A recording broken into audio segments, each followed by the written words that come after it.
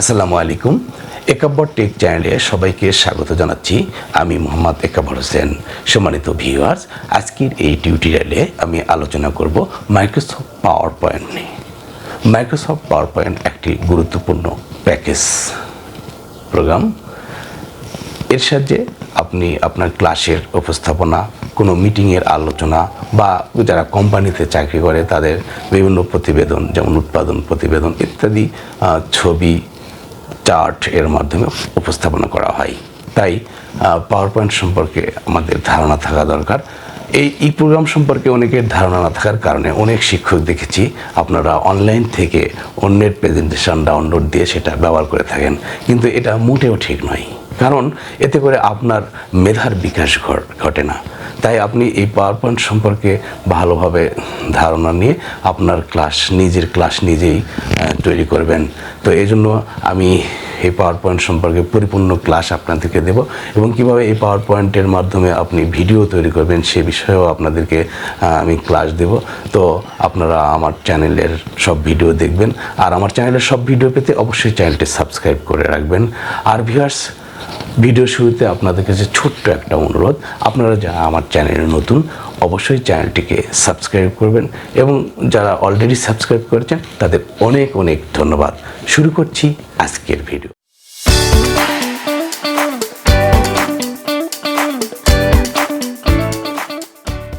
প্রথমে আমি Microsoft power point programme চালু করব। আমরা দেখেন স্টার্ট মেনু আছে, আমরা স্টার্ট মেনুতে ক্লিক করে অল প্রোগ্রাম এখানে দেখা যাবে। এখান থেকে আমরা মাইক্রোসফট ওয়ার্ড খুঁজে বের করে আমরা ওপেন করব। আমরা অফিসে গেলে এই যে মাইক্রোসফট অফিস, আমরা অফিস খুঁজে বের করব। এভাবে মাইক্রোসফট অফিস, অফিসের নিচে দেখেন এখানে মাইক্রোসফট পাওয়ার পয়েন্ট। তো এভাবে মাইক্রোসফট পাওয়ার পয়েন্ট আমাদের ওপেন হলো। এই যে মাইক্রোসফট পাওয়ার পয়েন্টের যে উইন্ডোটা, এটার নাম হচ্ছে মাইক্রোসফট পাওয়ার এডিটিং উইন্ডো।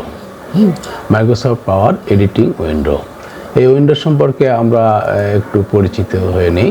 এই উইন্ডোর সর্ব উপরে যেমন এখানে প্রেজেন্টেশন 1 লেখা আছে মাইক্রোসফট পাওয়ার পয়েন্ট, এই বারটার নাম হচ্ছে টাইটেল বার।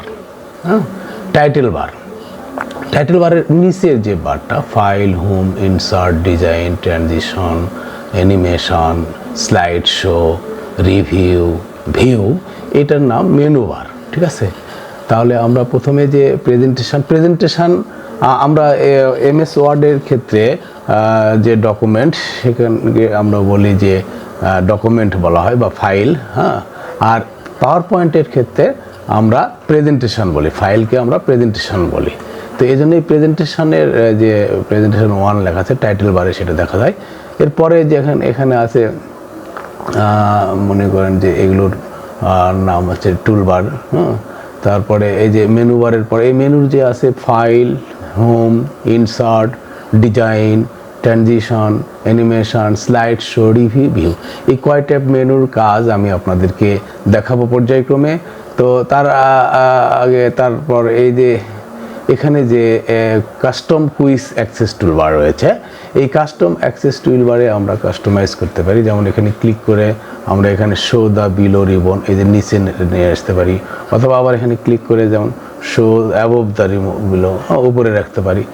আবার এখান থেকে চাইলে আমরা এই যে নিউ টুলবারটা এখানে অ্যাড হলো। আবার এখান থেকে আমরা যেগুলো প্রদর্শন করা দরকার সেগুলো আমরা রাখতে পারি, আর যেগুলো যেমন এখানে নিউ আবার ক্লিক করে তো আমরা যেগুলো দরকার সেগুলো আমরা এখানে প্রদর্শন করা দরকার সেগুলো আমরা রাখবো।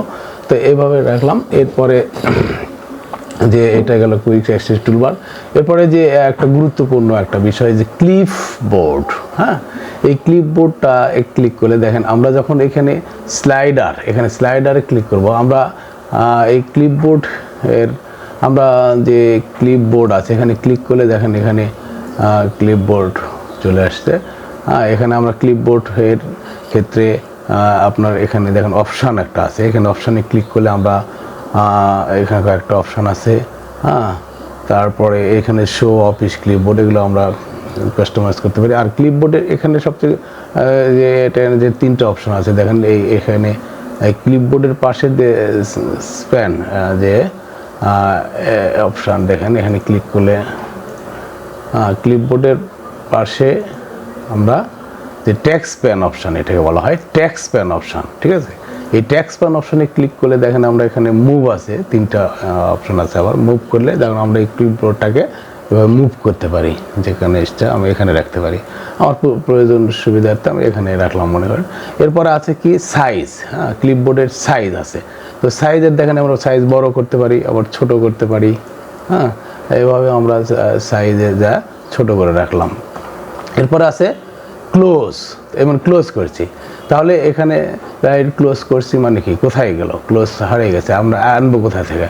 আমাদেরকে অবশ্যই এটা নিয়ে আসতে হবে, এই যে হোম মেনুতে যেতে হবে। হ্যাঁ, হোম মেনুতে গেলে এই যে ক্লিপবোর্ড যে অপশানটা আছে এখানে ক্লিক করলে চলে আসছে। তো এই হলো ক্লিপবোর্ডের পরিচিতি। আর সর্বনিচের যে বারটা এটা আপনার স্ট্যাটাস বার, ঠিক আছে। আর এখানে ডকুমেন্টের বড় ছোট করার জন্য এখানে স্ক্রল বার রয়েছে, ভার্টিক্যাল স্ক্রল বার। তো আমরা এই পরিচিতি উইন্ডো সম্পর্কে হলো। এখানে এই যে টেক্সট বক্স, যেটাকে আমরা যে ইয়েগুলো হয় শেপগুলো আমরা ব্যবহার করব, এলিমেন্ট, পাওয়ার পয়েন্ট যে এলিমেন্ট ব্যবহার করব, এই এলিমেন্টগুলোকে আমরা এখানে আমরা পরে আলোচনা করব। আমরা আজকে আর ডিজাইন নিয়ে আলোচনা করব, যেমন আমরা ডিজাইনে গেলাম। তো এখানে দেখেন এখানে একটা স্লাইড রয়েছে, আপনার এখানে আমরা রাইট বাটন ক্লিক করে নিউ স্লাইড করতে পারি, আমরা রাইট বাটন ক্লিক করে নিউ স্লাইড করতে পারি, আবার রাইট বাটন ক্লিক করে দেখেন এখানে অনেকগুলো অপশন আছে, কপি করতে পারি, হ্যাঁ, ডুপ্লিকেট ডিলিট করতে পারি। হ্যাঁ, তো আমরা এখান থেকে ডিজাইনের কাজ করব আজকে। ডিজাইনে ক্লিক করলে দেখেন এখানে যে ডিজাইনগুলো আছে, এখানে ডিজাইনে ক্লিক করলে আপনার যে ফাংশনগুলো আছে, যেমন পেজ সেট আপ আছে। প্রথমে আমরা পেজ সেট আপ এখানে ক্লিক করলে এখানে দেখেন পেজ সেট আপের যে screen slider side for, page set আপের ক্ষেত্রে দেখেন এখানে আছে অন স্ক্রিন শো, এটা 4:3 এবং অন স্ক্রিন শো এই যে 16:9, এই দুটোর মধ্যে আমরা রাখবো। কারণ আমরা যখন এগুলো দিয়ে ভিডিও বানাবো তখন এখানে এই দুটোর মধ্যে একটা রাখতে হবে। আমরা 16:6 দিতে পারি, হ্যাঁ, এখানে রাখলাম, আমরা ওকে করলাম। এখানে পোর্ট্রেট দিলে পোর্ট্রেট আমরা রাখবো না, হ্যাঁ, আমরা পোর্ট্রেট দিলে দেখেন কেমন হবে, এইরকমভাবে আড়াআড়ি হবে। তো আমরা কি করব, পেজ সেট আপে যে এটা রাখবো, এখানে ল্যান্ডস্কেপে রাখবো, হ্যাঁ, এটাকে ল্যান্ডস্কেপ রাখবো। তাহলে আমরা এখানে 16 এটা রাখলাম। তো এখানে একটু বড় ইয়ে হবে। তো আমরা এখানে স্লাইড শোতে পেজ সেট আপের কাজ শিখলাম। পেজ সেট আপে আমরা এখানে 16 এবং 4:3 দিয়ে রাখলাম, এখানে রেখে দিলাম। আমরা এরপরে যে কাজটা করব, তারপরে আছে দেখেন স্লাইড ওরিয়েন্টেশন। হ্যাঁ, স্লাইড ওরিয়েন্টেশনে এই দুটা পোর্ট্রেট এবং প্ল্যানের, আমরা ল্যান্ডস্কেপ দিলে ল্যান্ডস্কেপ, পোর্ট্রেট দিলে পোর্ট্রেট। এরপরের যে অপশান আছে দেখেন এখানে থিম এরিয়া, এটাকে বলা হয় থিম। যে দেখেন এই থিম 1, 2, 3, 4, 5, 6, 7, 8, 9টা প্রদর্শিত হচ্ছে। আবার এই মাঝখানে এখানে ক্লিক করলে দেখেন এখানে আরও 3, 4টা, আবার 2 থেকে 5টায় ক্লিক করলে এভাবে আমরা প্রদর্শন হচ্ছে। তো এখানে এই অপশানে গেলে আমরা প্রদর্শন করছি সবগুলা। আর এখানে আমরা সবগুলো থিম যদি একবারে দেখতে চাই তাহলে মোর অপশানে যেতে হবে, যেটা নাম মোরে যেতে হবে, মোরে অপশানে যেতে হবে। হ্যাঁ, মোর অপশানে গেলে আমরা এখান থেকে চয়েস করতে পারি, অথবা আমরা কোনো কম্পিউটার থেকে সেভ করা ব্রাউজ করে ফর থিম, কম্পিউটারের আপনার কোন ড্রাইভে যদি কোনো থিম থাকে সেই থিমও আমরা ব্যবহার করতে পারি। তো এই হচ্ছে আমরা ব্যবহার করবো না, আমরা এখান থেকে একটা থিম নিয়ে কাজ করব। তো মনে করেন যে এখান থেকে একটা থিম আমরা এখানে একবারে দিলে, যেমন এই থিম, আমরা এই থিম নিয়ে কাজ করবো মনে করেন।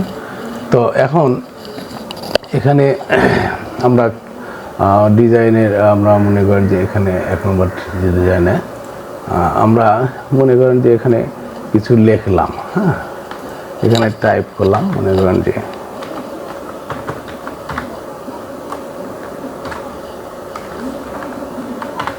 Cover take. আমরা এই লেখাটা রাইট বাটন ক্লিক করে আমরা এটাকে কি করতে পারি, এটাকে বড় ছোট করতে পারি। যেমন লেখাটা আমরা যদি বড় করি তাহলে আমাকে কী করতে দেবে, ইনসার্ট মেনুতে যেতে হবে, ঠিক আছে। ইনসার্ট মেনুতে যে হোম মেনুতে যে দেখেন এখানে যে লেখার সাইজ আছে, আমরা এগুলো পরে আলোচনা করব। তো আমি আমার লেখাটা বড় করার এটাতে দেখাচ্ছি। তো আমার লেখাটা কেমন থাকে, আমরা ডিজাইন নিয়ে কাজ করবো যেহেতু, তো ডিজাইনে আমরা এগুলো পরে আলোচনা করবো। ইনসার্ট মেনু, তো আমরা ডিজাইন মেনুতে তাহলে আমরা পাচ্ছি পেজ সেট আপ, ওরিয়েন্টেশন এবং থিম এরিয়া। এরপরে দেখেন এখানে আছে কালার। কালারে ক্লিক করলে কাস্টম কালার, আপনি যে কালারগুলো কাস্টম 1, কাস্টম 2, আপনি ইচ্ছা মতো যেটা চেঞ্জ, যারা মাউস পয়েন্টার নিয়ে যে কালারটা পছন্দ হচ্ছে আপনি সেটা নিতে পারেন। যেমন এই কালারটা আপনি যদি এটাও এগুলোর মধ্যে যদি পছন্দ না হয়, আপনি ক্রিয়েট থিম কালার এখানে অপশান আছে, আপনি ইচ্ছা মতো এখানে সুন্দর করে আপনি কালার একটা তৈরি করতে পারেন লাল দিয়ে। আপনি সেভ হয়ে গেল। তো আপনি এখানে কালার অপশান আছে। এরপরে ফন্ট অপশান, আপনি এই লেখাগুলো ফন্টের অপশান। এরপরে দেখেন ইফেক্ট, আপনি এখান থেকে ইফেক্টের যে কোনো একটা আপনি পছন্দ করে নিতে পারেন।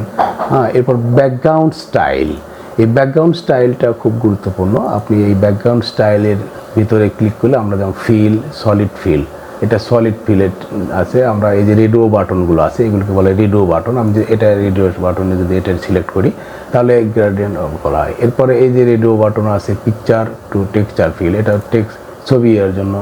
প্যাটার্নে যদি ক্লিক করি তাহলে প্যাটার্নের মতো হবে। আমি এটা ইচ্ছা মতো এখান থেকে নিলাম। এরপরে এখানে আপনি ইচ্ছা মতো সুন্দর করে ব্যাকগ্রাউন্ড, এবং এটা পছন্দ হলে এবং সবগুলো, যেমন এর শুধু একটাতে হয়েছে যে আমি যদি সবগুলো স্লাইডে করতে চাই তাহলে অ্যাপ্লাই টু অল, তাহলে সবগুলো স্লাইডে হয়ে গেল এটা। তাহলে আমরা এই ব্যাকগ্রাউন্ড স্টাইল এখান থেকে সুন্দর করে আমরা করতে পারি। ব্যাকগ্রাউন্ড স্টাইল, ব্যাকগ্রাউন্ড স্টাইলের এখানে আমরা ফাংশনগুলো দেখলাম, এবং ইচ্ছা মতো এই যে কালারগুলো আপনি চেঞ্জ করলেও আপনি এগুলো করতে পারেন। তো আমরা ব্যাকগ্রাউন্ড কালার এখানে এবার এটাকে ব্যাকগ্রাউন্ডের যে থিমটা এটাকে হাইড হয়ে আছে, দেখেন ব্যাকগ্রাউন্ডে এখানে টিক চিহ্ন থাকলে হাইড দ্য ব্যাকগ্রাউন্ড গ্রাফিক্স, ব্যাকগ্রাউন্ডে যে গ্রাফিক্স ছিল সেটা হাইড হয়ে গেছে। আমি যদি এখানে টিক চিহ্ন উঠাই দিই তাহলে কিন্তু আবার চলে আসছে আমার ব্যাকগ্রাউন্ডের যে গ্রাফিক্স চিত্রটা, এটা কিন্তু এখানে ক্লিক করলে দেখেন হাইড হয়ে যাচ্ছে। তো এভাবে আমরা এখানে হাইড করে রাখতে পারি, আবার উঠিয়ে দিলে চিত্র থাকলো। এরপর ব্যাকগ্রাউন্ড এখানে ক্লিক করলে যে চিত্রগুলো ওই অপশানগুলো আসবে এখানে।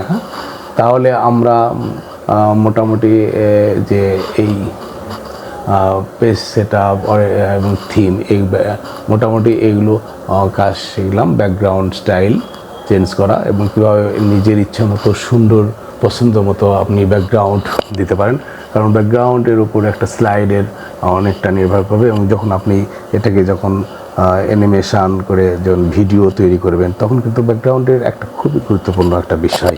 তো আমি পরের ক্লাসগুলোতে আমি কীভাবে ইনসার্টের মাধ্যমে আপনি একটা প্রেজেন্টেশান তৈরি করবেন সেগুলো আমি দেখাবো। তো এবং আপনার আজকে এই পর্যন্তই, সবাই ভালো থাকবেন। আর আমার সবগুলো পাওয়ার পয়েন্টের সবগুলো ভিডিও পেতে অবশ্যই কিন্তু আমাদের চ্যানেলটাকে সাবস্ক্রাইব করতে হবে। তো সবাই ভালো থাকবেন, সুস্থ থাকবেন এই কামনায় আজকে শেষ করছি। আল্লাহ হাফেজ।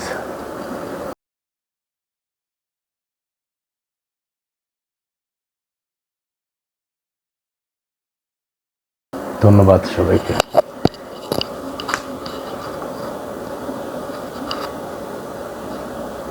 F9